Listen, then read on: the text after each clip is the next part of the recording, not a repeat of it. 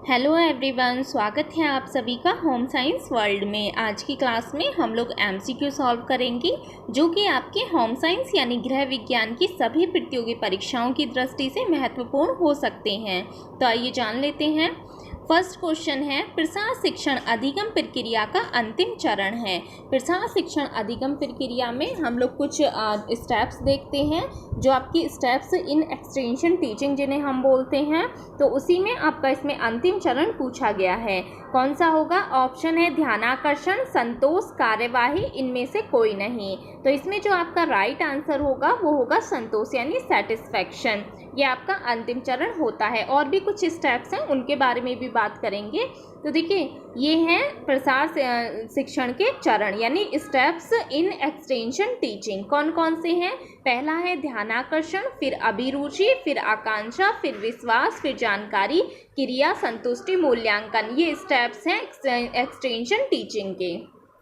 तो ये सभी स्टेप्स हैं। यहाँ से आपके क्वेश्चन बनते हैं, इसलिए आपको पता होना चाहिए। एक बार आप इन्हें समझ लेंगे तो आप अगर क्वेश्चन ऐसा आता भी है तो इजीली उसको कर ले जाएंगे। तो देखिए, जो प्रसार कार्यकर्ता होता है, जो कि क्या करता है, ग्रामीणों की आवश्यकताओं का विश्लेषण करके उन्हें अपनी आवश्यकताओं की पूर्ति के लिए उपाय सुझाते हैं। तो उसी के अंतर्गत ये स्टेप्स आते हैं। जैसे कि फर्स्ट हो गया ध्यानाकर्षण यानी अटेंशन। जो प्रसार कार्यकर्ता है वो क्या करेगा, लोगों का ध्यान आकर्षण करने के लिए प्रसार कार्यक्रम के अंतर्गत कृषि प्रदर्शनी लगाएगा, कृषि मेला लगाएगा। यदि उसे कृषि से संबंधित कुछ उपाय लोगों को बताने हैं, जो भी ग्रामीण लोग हैं उन्हें यदि समझाना है, तो वो उसके लिए क्या करेगा, कृषि प्रदर्शनी लगाएगा, मेला लगाएगा। कुछ ऐसे हस्तशिल्प प्रदर्शनी का भी प्रयोग उसमें करेगा। पोस्टर के थ्रू से उन्हें समझा सकते हैं, रेडियो के थ्रू उन्हें समझा सकते हैं, सिनेमा आदि के थ्रू उन्हें हम समझा सकते हैं। जो भी ग्रामीण लोग हैं, जिस तरीके से उन्हें समझ में आ जाए, चार्ट, पोस्टर, इनके थ्रू उन्हें बताया जाता है। तो इससे क्या होता है, जो ग्रामीण लोग हैं उनका ध्यान आकर्षित किया जा सकता है। दूसरे कृषकों के खेत और फसल देखकर भी जो कृषक हैं उनका ध्यान आकर्षित होता है। तो सबसे पहला ये आ गया, ठीक है। दूसरा आता है इसमें अभिरुचि यानी इंटरेस्ट। अब हमने लोगों का ध्यान तो आकर्षित कर लिया, अब उसमें लोगों को रुचि जगानी होती है। कैसे? कि जो भी आप ग्रामीणों के लिए जो भी आप पद्धतियों का यूज़ कर रहे हैं, नए नए इक्विपमेंट्स का यूज़ कर रहे हैं, उनके प्रति लोगों में इंटरेस्ट होना चाहिए। उन क्रियाओं को किस तरीके से किया जाता है, ये सब भी लोगों को बताया जाना चाहिए, जिससे कि क्या हो, उन लोगों को रुचि उसमें जागृत हो। इसमें क्या चाहिए होता है, जो प्रसार कार्यकर्ता होता है, जो ग्रामीण लोगों को जानकारी देता है, तो वो इस तरीके से अपनी बातों को प्रस्तुत करे, आकर्षक ढंग से प्रस्तुत करे कि लोगों को वो बातें समझ में आए और लोग चाहें कि हम कोई भी नया इक्विपमेंट आया है, कृषि हमें अच्छी अपनी करनी है, लोगों को समझ में वो आना चाहिए, इंटरेस्ट लोगों का होना चाहिए। ठीक है। आकांक्षा का मतलब होता है यहाँ पर कि देखिए, जो भी प्रसार शिक्षक है उसका यह कर्तव्य हो जाता है कि जो भी ग्रामीणों को नई नई जानकारियां हैं उसमें अब उसने अभिरुचि जगा दी, ठीक है, इंटरेस्ट लोगों का जगा दिया, लेकिन उसे बनाए रखने के लिए क्या करना चाहिए, उन लोगों के मन में आकांक्षा भी जागृत होनी चाहिए। ठीक है। तो ये कैसे होती है, जब लोगों को मोटिवेट किया जाए। आपने कोई भी इक्विपमेंट, यदि कोई प्रसार कार्यकर्ता है वो कृषि से संबंधित किन्हीं नए उपकरणों का प्रयोग कर रहा है या बीज का प्रयोग कर रहा है जिससे कि उनकी फसल अच्छी हो, तो वो क्या करेंगे, उनके प्रति आकांक्षा जागृत होनी चाहिए कि लोगों को सिखाना चाहिए, उन्हें मोटिवेट करना चाहिए कि आप अपने खेत में ये बीज बोएंगे तो इससे अच्छी फसल होगी, या इस इक्विपमेंट उपकरण का प्रयोग करेंगे तो अच्छी फसल होगी। तो उन्हें मोटिवेट किया जाता है। ठीक है। विश्वास होना चाहिए लोगों का। ऐसा नहीं है कि प्रसार कार्यकर्ता ने बता दिया कि हाँ चलो ये हो गया, लेकिन लोगों को भी उस चीज से विश्वास होना चाहिए। जो भी नई पद्धतियां यूज हो रही हैं, लोगों के मन में होना चाहिए कि हाँ, यदि हम किसी नए बीज को अप्लाई करते हैं, नए इक्विपमेंट को अप्लाई करते हैं, वास्तव में उससे अच्छी हमारी कृषि होगी। ठीक है। ये जो एग्जाम्पल है मैं कृषि के ये दे रही हूँ, लेकिन इन्हें प्रसार कार्यकर्ता जो है इनके और भी कार्य होते हैं, जैसे स्वास्थ्य से संबंधित यदि लोगों को हमें बताना है, उन्हें अवेयर करना है, काफ़ी सारे टॉपिक्स होते हैं जो प्रसार कार्यकर्ता के कर्तव्य होते हैं। ठीक है। जानकारी होनी चाहिए, ठीक है, जो भी प्रसारक कार्यकर्ता है उसको जो भी विषय है, ठीक है, ग्रामीणों की उन पद्धतियों से संबंधित उसे जानकारी होनी चाहिए जिससे कि वो उन लोगों के साथ अच्छे से जुड़कर काम कर सके। ऐसा नहीं है कि प्रसार कार्यकर्ता को नॉलेज ना हो और वो जो भी नई पद्धतियों का यूज़ करा रहा है तो उनको भी पता होना चाहिए, साथ ही साथ ग्रामीणों को भी उन पद्धतियों से संबंधित जानकारी देना, ये क्या है, प्रसारकर्ता की भूमिका या कार्य कर्तव्य होता है। एक्शन आ जाता है उसके बाद। अब हमने चीज़ों को सीख लिया, लेकिन अब हम उन्हें व्यवहार में लाना है। मान लीजिए कि हमने कोई भी प्रैक्टिकली यहाँ पर वो चीज़ों को हमें अप्लाई करना है, ठीक है, हमें जानकारी होगी कोई भी इक्विपमेंट के बारे में, फिर हम क्या करेंगे, उसको अप्लाई करेंगे। तो प्रसार कार्यकर्ता का यह भी कर्तव्य है कि उन चीज़ों को व्यवहार में लाए, लोगों को बताए, ठीक है।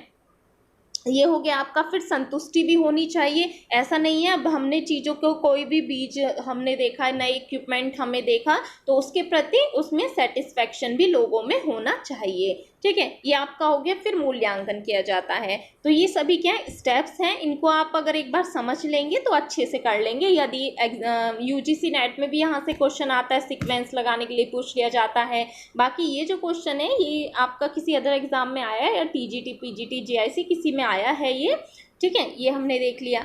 आगे बात करते हैं। ये जो क्वेश्चन है ये आपका आया था यूजीसी नेट में। According to Wilson and Gallup के अनुसार इन्होंने क्या बताए हैं, स्टेप्स प्रसार शिक्षण के चरण, यानी स्टेप्स इन एक्सटेंशन टीचिंग। तो इन्होंने बताए हैं attention, interest, desire, conviction, action और सेटिस्फैक्शन। इन्होंने ये चरण बताए। तो इनको भी आप एक बार ध्यान दे लीजिएगा, क्योंकि यहाँ से भी ऐसे क्वेश्चन बन जाते हैं। आपको पता होना चाहिए, अगर आप आगे नेट का एग्ज़ाम भी देते हैं उसके लिए भी आपको पता होना चाहिए। बाकी अगर आएंगे तो आप इन्हें कर लेंगे, ठीक है, समझ में आना चाहिए, बाकी आप कर ले जाएंगे। आगे बात करते हैं। फ्लैश कार्ड्स उपयुक्त होते हैं। किस लिए उपयुक्त होते हैं, आपने फ्लैश कार्ड्स के बारे में सुना होगा।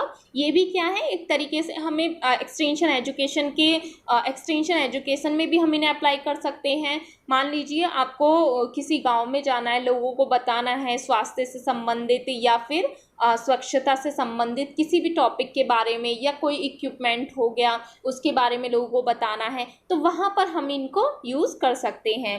अब इसमें होता क्या है, ऑप्शन है सामाजिक विज्ञापन के लिए, घटना के प्रचार के लिए, प्रक्रिया या चरणों को समझाने के लिए, या कार्यक्रम की जानकारी देने के लिए। तो इसमें जो राइट आंसर होगा ऑप्शन सी होगा। क्यों होगा, क्योंकि जो फ्लैश कार्ड्स होते हैं इनकी जो संख्या होती है 10 से 12 होती है, ठीक है। इन्हीं में प्रक्रिया के चरणों को समझाया जाता है। मान लीजिए कि हमें कुकिंग मेथड लोगों को बताने हैं कि जल के द्वारा खाना पकाने की ये विधियां हैं, ठीक है। अब हम उसमें बताएंगे कि जल के द्वारा बॉईल करके, ठीक है, स्टीम करके, कई सारे मेथड हमें बताएंगे। तो एक सीक्वेंस, एक चरण में उन्हें बताया जाता है। कई सारे फ्लैश कार्ड्स होते हैं, आप लोगों ने सुना भी होगा, अगर आप बनाए भी होंगे आप लोगों ने, तो वही सब है। तो ये प्रक्रिया चरणों को समझाने के लिए हम इनका प्रयोग करते हैं। आगे बात करते हैं। ये इस टाइप से होते हैं फ्लैश कार्ड, कई सारे होते हैं ये। और इसी तरीके से इनमें जैसे हमने यहाँ पर लिख दिया कुकिंग मेथड, ठीक है। नेक्स्ट में जल के द्वारा विधियाँ कौन कौन सी होती हैं, स्टीम करके, बॉईल करके, ठीक है, ये सभी आते हैं इसमें। इस तरीके से बताना होता है चरणों को। या कोई भी इक्विपमेंट है उसके बारे में हमने बता दिया, कोई भी ऐसी चीज़ जहाँ पे हमें, या कोई स्टोरी हो गई, मान लीजिए को हमें कोई स्टोरी बतानी है किसी की भी, जैसे खरगोश कछुए की स्टोरी हो गई, तो वो हमें इसी तरीके से चरणों में बतानी होती है। तो ये हो गए फ्लैश कार्ड्स। नेक्स्ट क्वेश्चन है, ग्रामीण विकास के लिए श्री निकेतन योजना का आरंभ किया था। तो किसने किया था, ये जो योजनाएं हैं आपकी पूछी जाती हैं। ऑप्शन है महात्मा गांधी ने, रविंद्रनाथ टैगोर ने, विनोबा भावे ने, या स्वामी विवेकानंद ने। तो श्री निकेतन योजना जो है इसको जो प्रारंभ किया गया था वो रविंद्रनाथ टैगोर के द्वारा किया गया था। इसको हम डिटेल में देख लेते हैं। तो देखिए, श्री निकेतन योजना जो है ये ग्रामीणों के विकास के लिए की दिशा में रविंद्रनाथ ठाकुर ने सर्वप्रथम पहल की थी। युवकों का संगठन इसमें बनाया गया था और आसपास के जो गांव थे वहां पर विकास कार्य प्रारंभ किया गया था। अब जरूरी नहीं है आपसे क्वेश्चन यही पूछे कि श्री निकेतन योजना का संबंध रविन्द्रनाथ ठाकुर से है, वहाँ पे पूछ सकता है कि कौन सी योजना है जिसमें युवकों का संगठन बनाया गया, क्योंकि ऐसे क्वेश्चन भी आपके पूछे जा चुके हैं। इसमें जीआईसी में भी आया था, यहाँ पर विलेज वर्कर का पूछ लिया गया था, कौन सी योजना में विलेज गाइड है, वर्कर है, तो इस टाइप के क्वेश्चन भी आते हैं। तो इसमें क्या था, इसमें युवकों का संगठन बनाया गया था और आसपास के गांव में विकास कार्य प्रारंभ किया गया था। और इसमें जो सहयोग किया था वो एलमहर्स्ट ने किया था। 1921 में श्रीनिकेतन योजना के रूरल रिकंस्ट्रक्शन इंस्टीट्यूट की स्थापना की गई थी।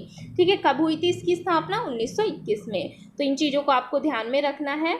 श्रीनिकेतन योजना में क्या किया गया था? प्रारंभ में 8 गाँव को केंद्र बनाया गया था और इस प्रोजेक्ट का लक्ष्य क्या था? युवकों के माध्यम से ग्रामीणों का विश्वास प्राप्त करना, इसका कार्य था। ठीक है, अब जब भी आपको योजना पढ़ते हैं, एक तो आपको पता होना चाहिए कि वो योजना आई किसके द्वारा, कब वो योजना आई और उसका उद्देश्य क्या है। 3 चीज़ों को अगर आप ध्यान देंगे, कोई भी योजना है तो आप अच्छे से अपना क्वेश्चन कर ले जाएंगे। आगे चलते हैं। यूनिसेफ कार्य करती है, ऑप्शन है बच्चों के लिए, बूढ़ों के लिए, मरीजों के लिए, बच्चों व औरतों के लिए। तो यूनिसेफ जो है किसके लिए कार्य करती है? बच्चों के लिए कार्य करती है। इसको भी हम डिटेल में देख लेते हैं। यूनिसेफ की पहले तो आपको फुल फॉर्म पता होनी चाहिए। फुल फॉर्म क्या है इसकी? United nation international children emergency fund, इसकी पूरी फुल फॉर्म है। ठीक है, अब ये जो संयुक्त राष्ट्र बाल कोष है, जिसे अब हम यूनाइटेड नेशन चिल्ड्रन फंड कहते हैं, पूरा जो शॉर्ट फॉर्म है इसकी यूनिसेफ ही रही, लेकिन इसमें से इंटरनेशनल और इमरजेंसी शब्द जो है हटा दिए गए। ये भी अभी हम देखेंगे कब हटाए गए। तो देखिए, संयुक्त राष्ट्र बाल कोष संयुक्त राष्ट्र महासभा द्वारा इसकी जो स्थापना हुई या बनाया गया 11 दिसंबर 1946 को बनाया गया। ये डेट आप याद रखिएगा क्योंकि क्वेश्चन आ जाता है ईयर 1946 में, 1946। पूर्व में संयुक्त राष्ट्र अंतर्राष्ट्रीय बाल आपातकालीन कोष इसे कहा जाता था, यानी United nation international children emergency fund इसे पहले कहा जाता था। अभी इसे क्या कहा जाता है? United nation children fund. Short form इसकी यूनिसेफ ही है अभी भी। ये जो इसमें से शब्द हटाए गए थे, आपातकालीन और अंतर्राष्ट्रीय, इंटरनेशनल और इमरजेंसी शब्द जो थे, ये कब हटाए गए? 1953 यानी 1953 में हटाए गए थे। अब इसका नाम संयुक्त राष्ट्र बाल कोष है, किंतु मूल संक्षिप्त नाम जो है इसका यूनिसेफ ही है। ठीक है, तो इन चीज़ों को आपको ध्यान में रखना है। आगे बात करते हैं। सामुदायिक विकास योजना का उद्देश्य है, ऑप्शन है ग्रामीण उद्योगों का विकास, शिक्षा सुविधा, सामुदायिक सुविधा, उपरोक्त सभी। तो देखिए, जो सामुदायिक विकास योजना है इसका जो उद्देश्य है, इसका उद्देश्य है ग्रामीण उद्योगों का विकास भी इसका उद्देश्य है, शिक्षा सुविधा देना, सामुदायिक की सुविधा, ये सभी क्या है इसके उद्देश्य हैं और ऑप्शन डी इसका सही होगा। ठीक है, तो ये हमने देखा। नेक्स्ट अनौपचारिक शिक्षा है। जब भी हम शिक्षा की बात करते हैं तो वहाँ पर 2 तरीके की शिक्षा होती है, एक होती है औपचारिक शिक्षा, एक होती है अनौपचारिक शिक्षा। अभी हम बात करेंगे, यहाँ पर पहले हम देख लेते हैं। ऑप्शन है समस्यात्मक, एकसार और विश्व की ओर उन्मुख, लोचमे और सीखने वाले के अनुसार, या इनमें से कोई नहीं। तो देखिए, अनौपचारिक शिक्षा जो होती है वो होती है लोचमे यानी फ्लेक्सिबिलिटी इसमें होती है और सीखने वाले के अनुसार होती है। कैसे होती है? तो देखिए, अभी हमने बात की थी प्रसार शिक्षा की। प्रसार शिक्षा जो है कैसी शिक्षा है?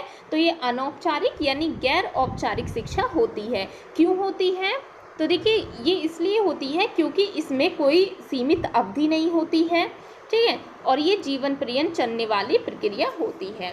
जो औपचारिक शिक्षा है वो कौन सी होती है? शिक्षा की सीमित अवधि होती है, जैसे कि आप अभी कॉलेज या स्कूल वगैरह जो भी जाते हो तो वहाँ क्या है, एक सीमित अवधि है। मान लीजिए आपको बीए करना है तो 3 साल का आपका बीए है, एग्ज़ाम भी होते हैं इसमें, तो इसकी एक सीमित अवधि होती है। ठीक है, प्रवेश और बहिर्गमन मन के निश्चित इसमें बिंदु होते हैं, कब आपका एडमिशन होगा, कब आपका मतलब कंप्लीट होगा, तो ये सभी चीज़ें निश्चित होती हैं। सुनिश्चित पाठ्यक्रम होते हैं, आपको एक सिलेबस दिया जाता है, उसके अकॉर्डिंग आपको पढ़ना होता है। ज्ञान प्राप्त करने के लिए औपचारिक शिक्षा होती है। वहीं जो अनौपचारिक शिक्षा है, जैसे कि आपकी प्रसार शिक्षा, उसकी क्या है, कोई निश्चित अवधि नहीं है। इंसान कुछ ना कुछ सीखता रहता है जीवन भर। जैसे कि स्वास्थ्य से संबंधित हो गए टॉपिक, स्वच्छता से संबंधित हो गए, कृषि से संबंधित हो गए। ऐसा तो नहीं है कि बच्चे ही सीख रहे हैं या युवक ही सीख रहे हैं, वृद्ध लोग भी कुछ ना कुछ सीख रहे हैं, तो इसकी कोई निश्चित अवधि नहीं है। दूसरा, प्रवेशवाही गण मन और उन्हें प्रवेश के बिंदु सहित यह व्यक्ति के संपूर्ण जीवन चलने वाली, यानी कि इसमें कोई ऐसा एडमिशन का, इसमें कोई प्रवेश का ऐसा कोई बिंदु नहीं होता है। विविध और बहुमुखी इसमें पाठ्यक्रम होते हैं, कोई सीमित इसमें पाठ्यक्रम नहीं होगा। बहुत सारे ऐसे चीजें हैं जो हम कुछ ना कुछ सीखते रहते हैं। ठीक है, तो ये थी आपकी अनौपचारिक औपचारिक शिक्षा। तो अनौपचारिक शिक्षा कैसी है, लोच में और सीखने वाले के अनुसार। फॉर एग्जाम्पल, प्रसार कार्य करता है, जब वो लोगों को सिखाने के लिए जाता है तो लोग क्या करते हैं, अपने अकॉर्डिंग, अगर उन्हें सीखनी है वो चीज़ें सीखते हैं, नहीं भी सीखनी है, अगर उन्हें इंटरेस्ट आ रहा है तो उसके अकॉर्डिंग वो चीज़ें होती हैं। ठीक है, तो ये आपको समझ आ गया होगा। आगे चलते हैं। एक राष्ट्रीय संस्था जो सामाजिक एवं अन्य अपंग बालकों के लिए कार्यरत है, कौन सी है ऐसी? ऑप्शन है यूनेस्को, CSWB, UMAC, ICDS। तो कौन सी है इसमें?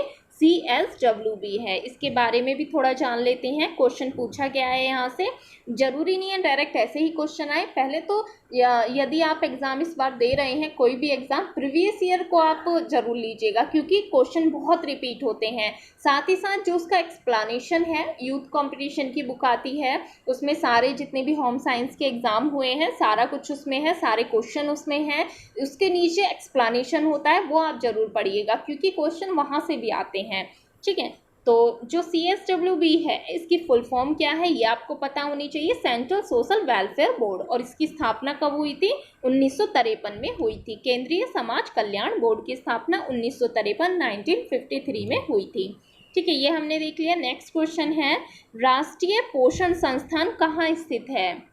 ऑप्शन है चेन्नई में, नई दिल्ली में, हैदराबाद में, कोलकाता में। तो राष्ट्रीय पोषण संस्थान, जिसे हम निन के नाम से जानते हैं, ये हैदराबाद में है। इसके बारे में थोड़ा जान लेते हैं। राष्ट्रीय पोषण संस्थान यानी नेशनल इंस्टीट्यूट ऑफ न्यूट्रिशन, जिसे हम निन कहते हैं, हम जो ICMR पढ़ते हैं, ठीक है, भारत में इस संस्थान की स्थापना कुन्नूर रिसर्च लेबोरेटरी के नाम से हुई थी। 1959 में इसे हैदराबाद स्थानांतरित करके इसका नाम राष्ट्रीय पोषण संस्थान नाम इसका दिया गया।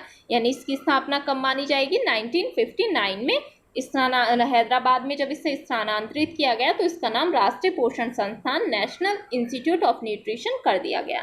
तो ये भी आपको पता होना चाहिए, राष्ट्रीय पोषण संस्थान कहाँ पर है? हैदराबाद में। नेक्स्ट है, पोषक तत्वों का अधिकांश अवशोषण होता है। क्वेश्चन बहुत अच्छा है, यहाँ से आपके कई सारे टॉपिक क्लियर होंगे। तो कहाँ पर होता है? अधिकांश जो अवशोषण होता है पोषक तत्वों का कह लो, या आप इसे ये भी कह सकते हो, या भोजन का अवशोषण। ठीक है, कहाँ पर होता है? भोजन का डाइजेशन, पाचन। तो ये कहाँ पर होता है? मुंह में होता है, आमाशय में होता है, छोटी आंत में होता है, या बड़ी आंत में होता है। तो ये कि जो पोषक तत्व हैं, इनका अधिकांश जो अवशोषण होता है वो छोटी आंत में होता है। वहीं जब मैंने बात की थी कार्बोहाइड्रेट की, उसका जो पाचन शुरू होता है वो मुंह द्वारा शुरू होता है, जहाँ पे हमें जो लार ग्रंथियां होती हैं उनकी हेल्प से होता है। ठीक है, आमाशय में आंशिक रूप से होता है। आमाशय में प्रोटीन, फैट, इनका जो डाइजेशन या पाचन या अवशोषण आंशिक रूप से होता है, लेकिन जो अधिकांश अवशोषण होता है वो छोटी आंत में होता है। ऑप्शन सी इसका सही होगा। नेक्स्ट है, भोजन का पौष्टिक मूल्य किस विधि से बढ़ाया जा सकता है? तो यदि हमें अपने भोजन का पौष्टिक मूल्य, यदि उसमें कोई न्यूट्रिएंट नहीं है, तो उसको हमें किस तरीके से बढ़ाना है, यहाँ पर वही पूछा गया। ऑप्शन है खमीरीकरण यानी फर्मेंटेशन द्वारा, अंकुरण यानी जर्मिनेशन द्वारा, फोर्टिफिकेशन, या उपरोक्त सभी। तो देखिए यहाँ पर ऑप्शन डी आपका सही होगा। सभी के द्वारा हम क्या कर सकते हैं?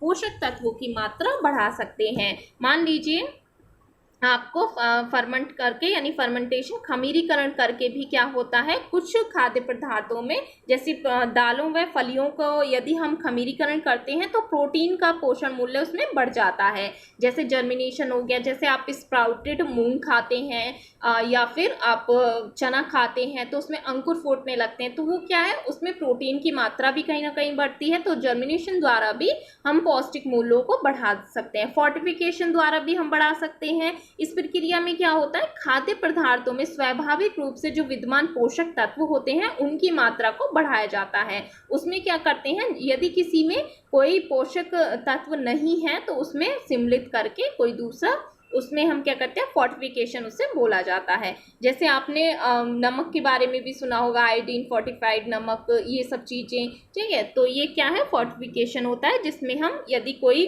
खाद्य पदार्थ है, यदि इसमें स्वाभाविक रूप से पोषक तत्वों की कमी है तो उसमें उन्हीं पोषक तत्वों को मिला के उसकी मात्रा कर दी जाती कंप्लीट। तो ये हो गया, ऑप्शन डी इसका सही हो गया। नेक्स्ट है, मैरास्मस बीमारी पाई जाती है, किन बच्चों में पाई जाती है। मैरास्मस से कई बार क्वेश्चन बना है। ऑप्शन है 6 माह से कम आयु के बच्चों में, 1 वर्ष से कम आयु के बच्चों में, 2 वर्ष से कम के बच्चों में, 5 वर्ष से कम के बच्चों में। ये सारा कुछ मैंने मैरास्मस क्वाशियोरकर कराया हुआ है। मेरी जितनी भी पहले वाली वीडियोज़ हैं आप लोग ज़रूर देखिएगा, अच्छी वीडियोज़ हैं। अभी तो मैं कंटिन्यू क्लासेस नहीं दे पा रही हूँ, इतना मेरे को टाइम नहीं मिल पा रहा है, लेकिन मेरी कोशिश रहती है कि मैं आपको कंटिन्यू रखूँ वीडियोज़। लेकिन जो पुरानी वीडियोज़ हैं आप ज़रूर देखिएगा, वहाँ पर सारा कुछ मैंने कराया हुआ है, एग्ज़ाम के लिए आपको बहुत हेल्प मिलेगी। तो इसमें देखिए जो सही आंसर होगा इसका, 1 वर्ष से कम के बच्चों में मैरास्मस देखा जाता है, ठीक है। मैरास्मस में होता क्या है, बच्चे में एनर्जी प्रोटीन की कमी हो जाती है। तो मैरास्मस जो होता है ये 6 महीने से लेकर 1 साल तक के बच्चे इस बीमारी से पीड़ित होते हैं। वहीं क्वाशियोरकर का भी पूछा जाता है। क्वाशियोरकर होता है प्रोटीन की कमी से, ठीक है। मैरास्मस होता है प्रोटीन कैलोरी एनर्जी की कमी से होता है, ठीक है, PEM जिसे हम बोलते हैं, प्रोटीन एनर्जी माल न्यूट्रिशन। और क्वाशियोरकर होता है प्रोटीन की कमी से। ये कब होता है, एक वर्ष से 3 वर्ष तक के बच्चों में क्वाशियोरकर देखा जाता है। दोनों को आप अच्छे से पढ़िएगा, मैंने वीडियो डाली हुई है मैरास्मस क्वाशियोरकर की, वहाँ पे इनके सिम्टम्स भी बताए हुए हैं। कभी कभी सिम्टम्स से भी क्वेश्चन इनके पूछ लिए जाते हैं। नेक्स्ट है, स्टार्च है। स्टार्च क्या है, मोनोसेकेराइड है, डाइसेकेराइड है, पॉलीसेकेराइड है या मोम है। तो देखिए स्टार्च जो है ये पॉलीसेकेराइड होता है, ऑप्शन सी इसका सही होगा। ये जितने भी कार्बोहाइड्रेट का क्लासिफिकेशन है इसको आप अच्छे से पढ़ के जाइएगा, क्वेश्चन यहाँ से पूछे जाते हैं। मोनोसेकेराइड के अंतर्गत कौन कौन से आते हैं, तो मोनोसेकेराइड जो इसके अंतर्गत आपका ग्लूकोज आता है, फ्रैक्टोज आता है और गैलेक्टोज आता है, ठीक है। वहीं डाइसेकेराइड के अंतर्गत आपके आते हैं सुक्रोज हो गया, माल्टोज हो गया, लैक्टोज हो गया, ठीक है। ये आपके डाइसेकेराइड के अंतर्गत आते हैं। इसको अच्छे से आप देख लीजिएगा, क्वेश्चन आते हैं। कुछ बेसिक चीज़ें जो होती हैं जिन्हें हम भूल भी जाते हैं, तो वो चीज़ों पे आपको ज़्यादा फोकस करना है। ज़रूरी नहीं है नई चीज़ें ही आपसे पूछी जाएं, क्वेश्चन में नए क्वेश्चन ही बने। पुराने क्वेश्चन आप देखिए, उनको अच्छे से पढ़िए, वहाँ से आपको ज़रूर मिलेगा। पॉलीसेकेराइड इसके अंतर्गत आपके आते हैं, स्टार्च हो गया, डेक्सट्रिन हो गया, ग्लाइकोजन हो गया, सेलुलोज हो गया, पैक्टिन हो गया, ये सभी पॉलीसेकेराइड के अंतर्गत आते हैं, ठीक है। ये हमने देख लिया। नेक्स्ट क्वेश्चन है, प्रोलाइन यह एक अनावश्यक अमीनो अम्ल है। तो प्रोलाइन क्या है, अनावश्यक अमीनो अम्ल है। हमें यहाँ पर बताना है क्या यह बात असंगत है, असंबंधित है, गलत है या सही है। तो प्रोलाइन क्या है, एक अनावश्यक अमीनो अम्ल है, यानी कि यह बात सही है, ठीक है। जब हम प्रोटीन पढ़ते हैं, प्रोटीन में आपके आते हैं असेंशियल और नॉन असेंशियल, ठीक है। तो प्रोटीन जो है आपके अमीनो एसिड जिसमें हम पढ़ते हैं उसमें 22 प्रकार के अमीनो एसिड पाए जाते हैं। 10 अमीनो एसिड जो होते हैं मानव शरीर के लिए अत्यंत आवश्यक होते हैं, जिन्हें हम क्या कहते हैं, आवश्यक अमीनो एसिड, यानी कि असेंशियल अमीनो एसिड। ये जो होते हैं भोज्य पदार्थों में इनकी उपस्थिति आवश्यक होती है। और शेष 10 प्रकार के जो होते हैं वो होते हैं नॉन एसेंशियल अमीनो एसिड, यानी अनावश्यक अमीनो एसिड। ये जो होते हैं भोजन में इनकी उपस्थिति आवश्यक नहीं होती है। ये जो अनावश्यक अमीनो एसिड होते हैं नए उत्तकों के निर्माण में सहायक नहीं होते हैं। ये केवल विकास की जो क्रिया होती है उसके लिए उत्तकों की मरम्मत का ही कार्य करते हैं। तो ये होते हैं आपके 10 अनावश्यक और 10 होते हैं आपके आवश्यक अमीनो एसिड। ठीक है, तो देखिए जो अनावश्यक अमीनो अम्ल है हमने बात की थी, जो प्रोलीन है ये क्या है, अनावश्यक अमीनो एसिड है। अब इनको याद कैसे रखें, ये प्रॉब्लम आती है। तो देखिए जो आवश्यक अमीनो एसिड है, एसेंशियल अमीनो एसिड जिन्हें हम कहते हैं, इनकी याद करने की ट्रिक है वीआईपी हॉल। ये मैंने पहले भी आपको बताई थी, वीआईपी हॉल में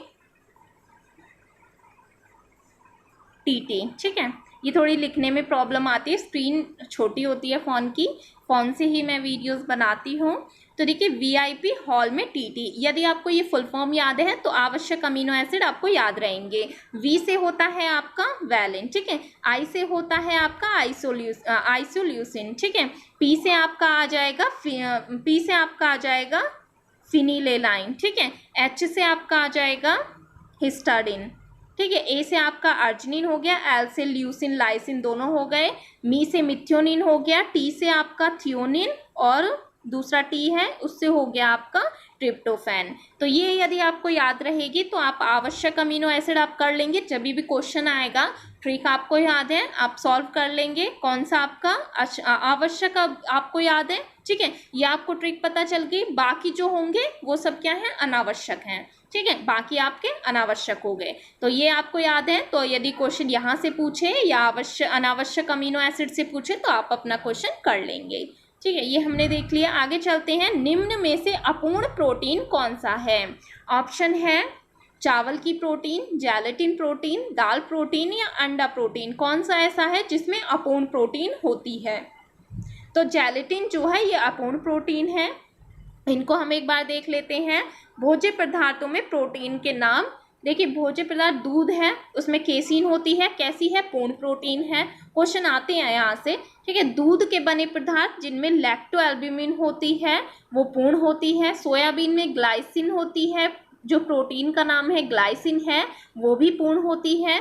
बादाम है उसमें एक्सेलेसिन होती है, वो भी पूर्ण प्रोटीन होती है। मटर में लेग्यूमिन होती है, अशक्त पूर्ण होती है, ठीक है, यानी कि मध्यम होती है। अपूर्ण भी नहीं कहेंगे और इससे पूर्ण भी नहीं कहेंगे, मीडियम होती है। मक्का में ग्लूटेलिन होती है, ये पूर्ण प्रोटीन होती है। वहीं गेहूं में ग्लूटेनिन होती है, पूर्ण प्रोटीन है। जिलेटिन इसमें अपूर्ण प्रोटीन होती है। अंडा एल्ब्यूमिन होती है, पूर्ण प्रोटीन होती है। मांस में माउसिन होती है, पूर्ण प्रोटीन होती है। तो इनको आप प्रोटीन के नाम भी आप एक बार देख लीजिएगा, कभी क्वेश्चन आ जाए तो आपको पता होना चाहिए, ठीक है, ठीक है। नाम आप याद रखना, पूर्ण प्रोटीन है, अपूर्ण प्रोटीन है, इसको भी आप एक बार देख लेना, समझ में आ जाएगा, ज़्यादा टफ नहीं होगा ये। आगे बढ़ते हैं, पित्त आवश्यक होते हैं, किसके लिए आवश्यक होते हैं, ठीक है। तो इसमें प्रोटीन पाचन के लिए, कार्बोहाइड्रेट पाचन के लिए, वसा के पाचन के लिए या उपर्युक्त में से सभी। तो जो पित्त है ये आवश्यक होते हैं वसा के लिए। ऑप्शन सी इसका सही होगा। इसका एक्सप्लेनेशन हम देख लेते हैं। पित्तरस यानी बाइल जूस, बाइल का यहाँ पर पूछा गया था, ये कैसा होता है, हरे पीले रंग का क्षारीय, और इसका पीएच कितना होता है, 7.6 से 7.7 इसका होता है पीएच, ठीक है। 7 से ज़्यादा होता है तो वो कैसे होते हैं, क्षारीय होते हैं, अल्कलाइन होते हैं। 7 से कम वाले एसिडिक होते हैं। तो ये उनके लिए जो पीजीटी का एग्ज़ाम देने वाले हैं वहाँ पर ये क्वेश्चन बन सकता है। आपको पता होना चाहिए कलर कैसा होता है बाइल जूस का और कैसा पीएच होता है इसका, जो भोजन के अम्लीय माध्यम को क्षारीय बना देता है। इसका कार्य क्या होता है, भोजन के अम्लीय माध्यम को क्षारीय बनाना। कोई पाचक एंजाइम नहीं होता इसमें, फिर भी पाचन में बहुत महत्व करता है। किसके पाचन में हेल्प करता है, वसा का पाइसीकरण ये करता है, ताकि स्ट्रेप्सिन नामक एंजाइम वसा का अधिकतम पाचन कर सके, ठीक है। तो ये इसके लिए हेल्प करता है। यहाँ पर बाइल जूस जो है इसमें कौन कौन से पदार्थ होते हैं, कार्बनिक पदार्थ भी होते हैं, कार्बनिक भी होते हैं। कार्बनिक में आपके पित्त लवण आ जाते हैं, पित्तवर्णक जिन्हें पिगमेंट कहते हैं। कौन कौन से होते हैं, बिलिरुबिन होता है, बिलवर्डिन होता है। ये क्वेश्चन भी पूछे जाते हैं, इनको आप ध्यान दीजिएगा एक बार। अकार्बनिक पदार्थ इसमें जैसे सोडियम कार्बोनेट हो गया, सोडियम ग्लाइकोलेट हो गया, तो इस टाइप से क्वेश्चन बनते हैं। जैसे ब्लड का आपसे पूछ लिया जाता है, ब्लड का पीएच क्या है, ब्लड में कौन कौन से पदार्थ पाए जाते हैं, कौन सी प्रोटीन पाई जाती है, प्लाज्मा क्या है। तो उसी तरीके से बाइल जूस को भी आप देख लीजिएगा। यहाँ से क्वेश्चन बनते हैं पीजीटी में, क्योंकि वहाँ पे फिजियोलॉजी के क्वेश्चन ज़्यादा आते हैं। बाकी जो टीजीटी वाले हैं वो भी एक देख लें, क्योंकि फिजियोलॉजी के क्वेश्चन वहाँ पे भी आते हैं, कम मात्रा में आते हैं, लेकिन क्वेश्चन आपको मिलेंगे ज़रूर। नेक्स्ट है, गर्भावस्था में महिलाओं द्वारा अपने आहार में आयोडीन की पर्याप्त मात्रा न लेने से प्राय शिशुओं में कौन सा रोग हो जाता है। यहाँ पर पूछा है कि यदि गर्भावस्था में महिलाएं आयोडीन की मात्रा न लें, कम लें, पर्याप्त मात्रा में न लें, तो उनके बच्चे को कौन सा रोग हो जाता है। ऑप्शन है मिक्सिडिमा, क्रेटिनिज्म, घेगा या रिकेट्स। तो रिकेट्स तो विटामिन डी की कमी से होता है, तो ये तो हम गलत हो ही जाएगा हमारा। जब भी आप ऐसे क्वेश्चन को सॉल्व करें तो जो गलत है पहले उसको हटा देना है, ठीक है। इसमें क्या होता है, आसानी होती है करने में। तो इसमें घेगा अक्सर आपने सुना होगा कि बड़े लोगों में होता है, गर्दन फूल जाती है, अक्सर आपने ऐसा सुना होगा, आयोडीन की कमी से ये हो रहा है। तो इन दोनों में से आपको देखना है। तो इसमें जो आपका राइट आंसर है वो होता है क्रेटिनिज्म। इसको अभी हम देख लेते हैं डिटेल में। तो देखिए, जिसे हम क्रेटिनिज्म जो है हिंदी में इसे कहते हैं जड़ वामनता। आप इंग्लिश में याद करके चलिएगा। बच्चों में थायरॉक्सिन की कमी के कारण ये होता है। और क्या होता है इसमें, उपाच्य की धीमी गति के कारण बच्चों की शारीरिक व मानसिक वृद्धि जो है ये मंद हो जाती है और बच्चे इससे बौने रह जाते हैं। अब क्वेश्चन पूछ सकता है, बच्चे बौने रहते हैं आयोडीन की कमी से, कौन सा वो हो जाता है, तो आपको याद रखना है क्रेटिनिज्म। मिक्सिडिमा में क्या होता है, ये वयस्कों में देखी जाती है। थायरॉक्सिन की जब कमी होती है, न्यूनतम उपाच्य गति कम हो जाती है, शरीर का तापक्रम कम हो जाएगा, हृदय गति धीमी हो जाएगी, रुधिर दाब सामान्य से कम हो जाता है, ब्लड प्रेशर नॉर्मल से कम हो जाएगा, पल्स रेट कम हो जाएगी, उसका टेम्परेचर, बॉडी टेम्परेचर कम हो जाएगा। तो ये सभी प्रॉब्लम्स देखी जाती हैं मिक्सिडिमा में। और किस में देखी जाती है, वयस्कों में देखी जाती हैं। घेगा यानी गोइटर, ये कब देखा जाता है, आयोडीन की कमी होने पर। थायराइड ग्रंथि जो होती है बड़ी होकर फूल जाती है और गर्दन भी फूलकर मोटी हो जाती है, आपने देखा होगा अक्सर। नेक्स्ट है, इनमें से कौन सा अधिक ग्लाइसेमिक सूचकांक आहार है। तो इसमें हमें बताना है कौन सा ग्लाइसेमिक सूचकांक इंडेक्स वाला आहार कौन सा है, तो ये आपको बताना है। इसके लिए सबसे पहले तो आपको पता होना चाहिए कि ग्लाइसेमिक इंडेक्स होता क्या है। पहले हम यहाँ पर ये सॉल्व कर लेते हैं। ऑप्शन है कॉर्नफ्लेक्स, राजमा, सेब, केला। तो इसमें जो आपका सही आंसर होगा वो कॉर्नफ्लेक्स होगा, ठीक है। ग्लाइसेमिक सूचकांक वे होते हैं जो कार्बोहाइड्रेट युक्त खाद्य पदार्थों के लिए एक रेटिंग प्रणाली होती है, यानी एक इंडेक्स होता है। जो भी आपके कार्बोहाइड्रेट वाले फूड आइटम्स हैं उनकी एक रेटिंग प्रणाली होती है और ये दिखाता है कि जो भी फूड आइटम है, जो भी खाद्य पदार्थ है, आपके रक्त शर्करा यानी ग्लूकोज के स्तर को कितनी जल्दी से प्रभावित करता है। जो भी आपने भोज्य पदार्थ आप ले रहे हैं, राजमा हो, सेब हो, केला हो, इनमें कितना एक रेटिंग को बताता है।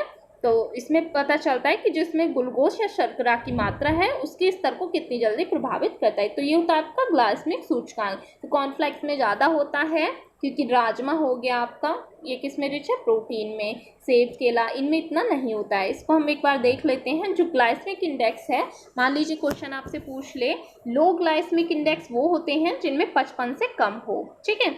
मीडियम 56 से 69 तक हो, 70 से अबव जो होते हैं वो हाई ग्लाइसेमिक इंडेक्स होते हैं। जब डायबिटिक पेशेंट होता है उसको हम लो ग्लाइसेमिक इंडेक्स वाले फ्रूट्स हम उसे दे सकते हैं, वेजिटेबल्स हम उसे दे सकते हैं, लेकिन हाई वाले नहीं देने चाहिए। उससे क्या होगा, उनका शुगर लेवल यानी ग्लूकोज जो है वो बढ़ जाएगा।